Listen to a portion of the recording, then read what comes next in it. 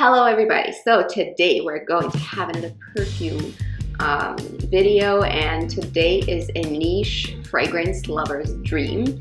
I'm going to talk about something out of the ordinary, very niche, very exclusive, very beautiful. We're talking about Superstitious, Albert Elbaz par Frédéric Malle. So this is a Frédéric Malle perfume. Frédéric Malle is an exclusive line of beautifully curated, fantastically edited, very cohesive fragrances.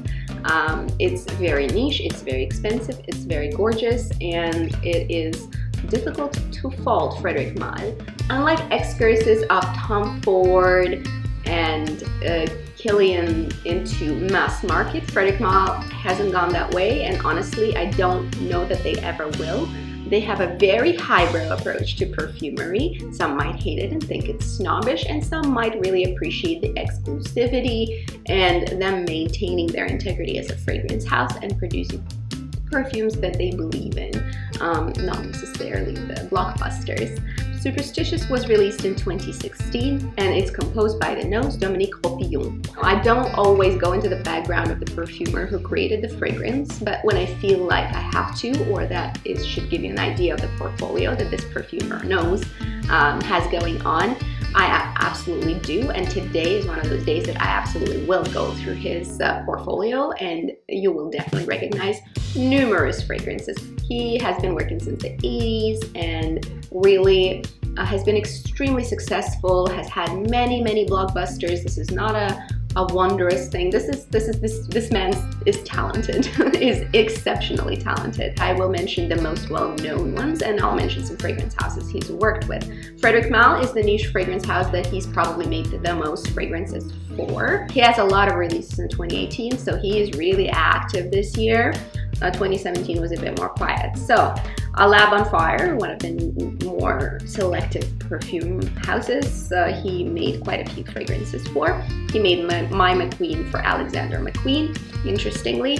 Burberry London is his baby. He made several Burberry fragrances, including London and The Beat. The Beat I much prefer to London. I actually really enjoy The Beat, and I've repurchased that fragrance many times. Cacharel Amour Moi from 2003 is his as well. That was a huge blockbuster, as well as London, obviously. He made several flankers for them also. A very classic fragrance from 2005 was Calvin Klein Euphoria. Everybody and their grandma owned it, and it was one of the most popular fragrances for men to buy for their partners. Then we have Caron, we have Chariol, Chopard, Enchanted is his from Chopard, and several others. Christian Dior Pure Poison is his signature as well. Costume National, he worked with many times, very well-respected fragrance brand. Jean, Egofacto, Elisab, these two, Girl of Now and Girl of Now Shine from Elisab, I really haven't tested, so I can't speak to that, but that's last year's and this year's releases. I really should go ahead and try that fragrance because I actually am not familiar with it at all. He worked with Escada, Fine Fragrances and Cosmetics, many a fragrance for Frédéric Malle, including some of his absolute crazy bestsellers. Cardinal Flower was his. Portrait of the Lady, one of my personal favorites from the fragrance house, was his. Giorgio Armani, everybody knows the following. Acqua di Gioia is his, and Flankers, Armani Code and Flankers Armani Mania, also his. That's early 2000s, early to mid 2000s. Givenchy, he worked a lot with Givenchy, L'Interdit, which is 2018 release. I actually kind of like it. I'm trying to test it out a little bit more, but it's an interesting scent, very right now. But that is his baby. 1991's Amarige is his, Very Irresistible, Live Irresistible, and the Flankers. He made all of those. Isatis is his. I'm not sure that I'm pronouncing that correctly. I hope so. That's a super big 1984 release. It's still on the shelves.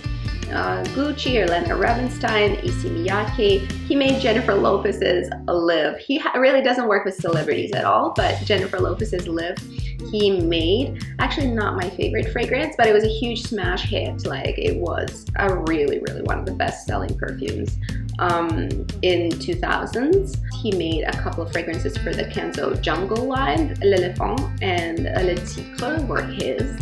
Very, very beautiful, interesting scents. La Lique Le Parfum was his as well in 2005. Interestingly, Lancôme, he did a lot for Lancôme. He did La Vie est Belle, which is smash hit, still crazy popular, from 2012.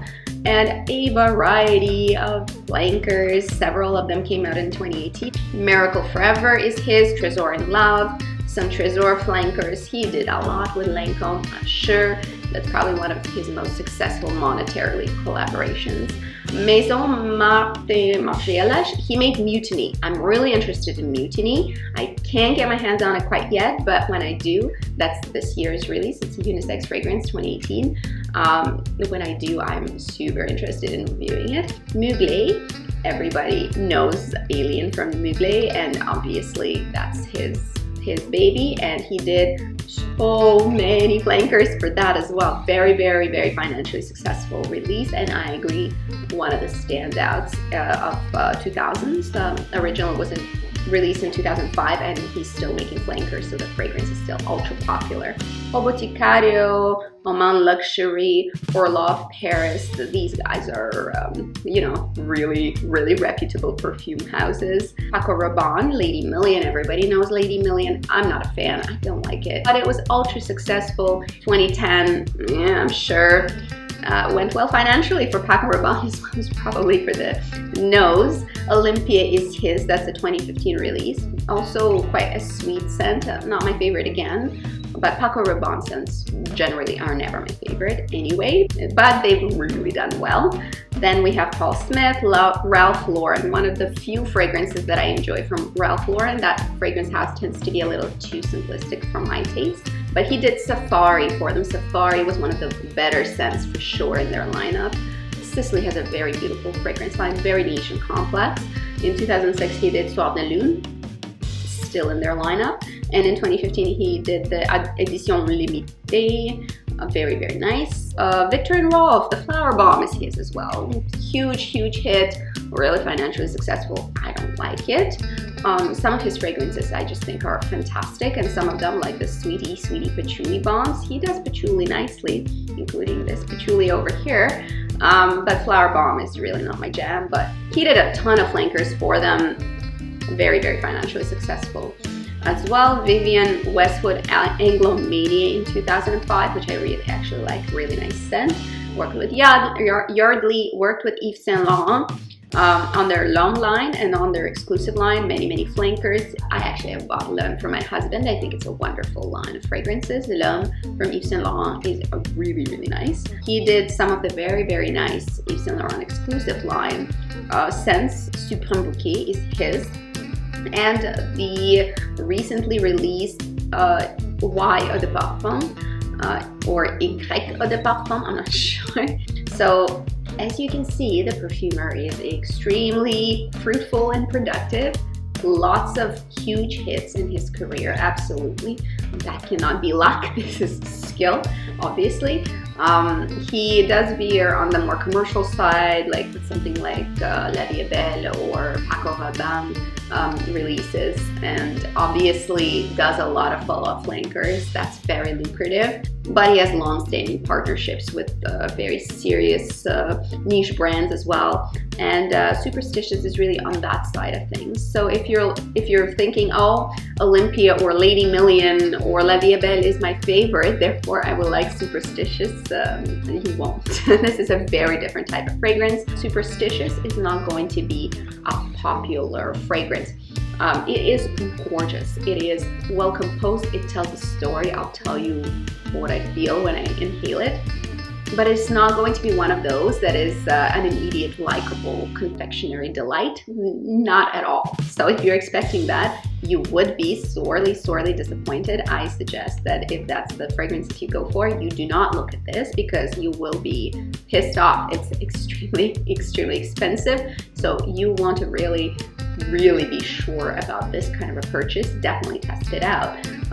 This is an aldehyde-based fragrance. So yes, there are florals, there's lots of patchouli, some spiciness lurking in the background, and aldehydes and aldehydes and aldehydes. Not the effervescent Chanel No. 5 bubbly aldehydes, but rather the expansive divide aldehydes. A little bit of coolness here. Aldehydes here create an incredibly expensive soapy scent. Oftentimes flowers are responsible for that, the mix of flowers and aldehydes here. It directly quotes an extremely expensive soap shop. The manufacturer tells us it's an aldehyde-based fragrance with jasmine and rose. I smell that.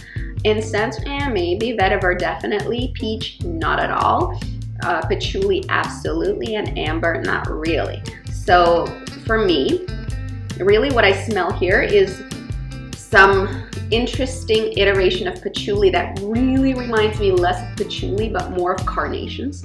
So to me this smells a lot like carnations more than any other flower listed.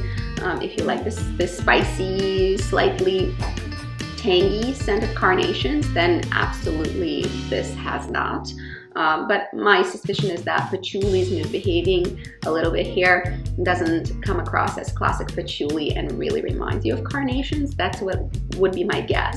The aldehydes make it extremely, extremely soap-like. Not even soapy, soap-like. This smells like a chunk of expensive soap with some essential oils.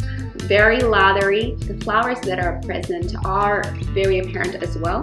Definitely jasmine and rose, but like I said, carnation is a strong presence, although not listed.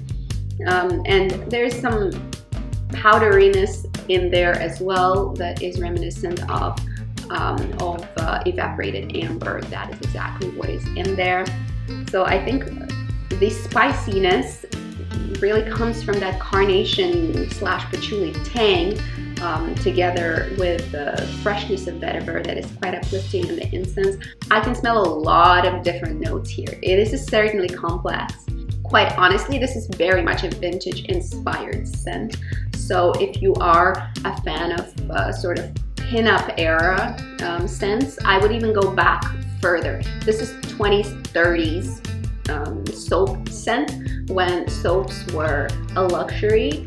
And you bought either cheap soaps you washed your body, your hair, and your clothes with on the washing board, or wealthy, glamorous ladies were able to purchase soaps from the department stores. And department stores, we're talking about marble floors, we're talking about beautiful, giant Titanic-style chandeliers. And you click your little champagne glass heels, click, click, clickety-click, go towards the counter. You have this midi dress that sort of sways because it's silk, and you have perhaps a fur stole on. Maybe some animal's head is resting right here because that's the times, guys. And you clickety-click yourself to the counter and purchase a big hunk of beautiful, expensive Parisian soap, and you go back to your semi-mansion and take a bath. These girls don't take showers, you take a bath. And you lather yourself with this beautiful, exclusive, exquisite Parisian, definitely Parisian. Everything the best was from Paris in those days. And you lather yourself up with this beautiful soap, and then you kind of walk around wafting the scent of gorgeous perfume soap all over the place. And that is exactly what this smells like to me. Again, pretty vintage. So if you're a lover of vintage floral fragrances with aldehyde bases, yikes, this is going to be correctly up your alley. Absolutely beautifully composed, really gorgeous, soapy, delicious scent. However, not for the masses, I don't think. Very exclusive, yes. Very niche, yes. Very reminiscent of the olden days of old school Hollywood glamour, yes. If you love the sound of all of those things, yum, you are going to enjoy it. If you're into recent releases of yummy confectionery edible gourmands, then you're gonna think this smells like a grandma, which I can't even I hate when that comes out of anybody's mouth. Anyway, that's it for today. I hope it was fun for you to review this niche beauty, and tell me if you've tried it or if you've tried other Frederic Malle fragrances and you've enjoyed them. That's it for today. Have a good day and goodbye. See you later.